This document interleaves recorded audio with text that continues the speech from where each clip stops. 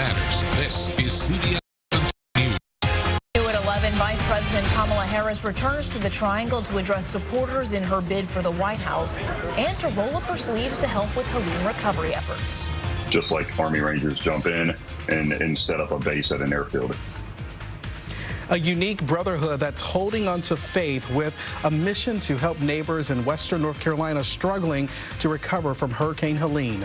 You're watching CBS 17, local news that matters. And now, your forecast first from the CBS 17 Storm Team. And all is quiet across our region, not only for now, but for the next few days, really. But we do have a strong cold front that's on the way. It's going to bring some big changes. In the meantime, tomorrow's temperatures will range into the upper 70s to lower 80s. That under another sunny sky. But that cold front arrives for us here on Monday. It's going to usher in some much cooler air. Monday's high is only in the mid-70s, so that's not too bad. But I'm telling you, the cooler air is on the way. I've got the full detailed forecast coming up in about 10 minutes. We begin tonight with breaking news in North Raleigh. Good evening. I'm Maggie Newland. And I'm Greg Funderburg. Right now, police are investigating a shooting that hurt at least 3 people along Capitol Boulevard. You're taking a live look this hour here. Officers tell us they were called to the scene around 7:30. All of the victims are adults. However, there's no official word on their condition at this hour. Police also say they have not made any arrest. You can look for updates on this story right now by going to CBS17.com or the CBS 17 News app throughout the evening. And CBS 17 is your local election headquarters. Democratic presidential nominee Kamala Harris returns to the Triangle tonight before tomorrow's big campaign rally in Greenville. The vice president stopped in downtown Raleigh earlier this evening after landing at RDU. CBS 17's Sana Cabargo has more on her visit to the Triangle. And honestly, this is the highlight of both of our trip right now.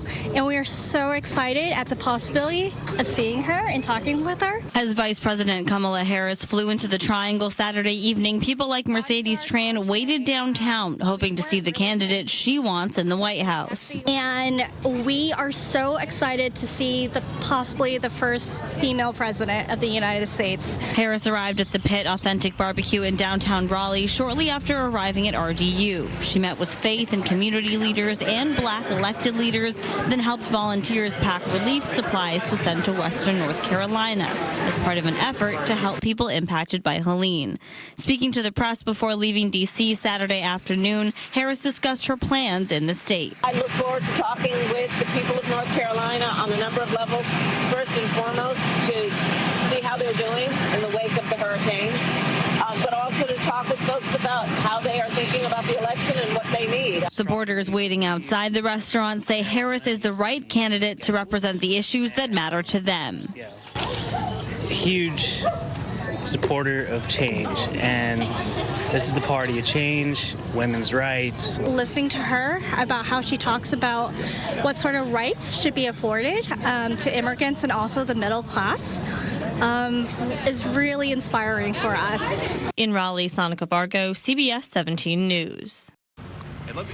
And the Republican vice presidential candidate is also returning to North Carolina next week. Ohio Senator J.D. Vance, who spoke at a town hall event in Greensboro last Wednesday, is scheduled to hold a campaign rally in Wilmington this coming Wednesday night. The event is scheduled for 6:30 p.m. at Wilmington Aero Center. Former President Donald Trump is on the campaign trail out west. He addressed supporters at a campaign rally in Coachella, California. The former president attacked his Democratic opponent's record as that state's attorney general, particularly when it comes to illegal immigration and crime. My message to the American people is very simple. No person who has inflicted the violence and terror that Borders R. Harris has unleashed on our country can ever be allowed to become the President of the United States. The former president also took time to address Latino voters during a roundtable discussion in Reno, Nevada. All new at 11, a group of veterans recently came together to lend a helping hand in western North Carolina. They have been bonding as fellow Christian men for 5 years and bringing their mission back to the state where it all started.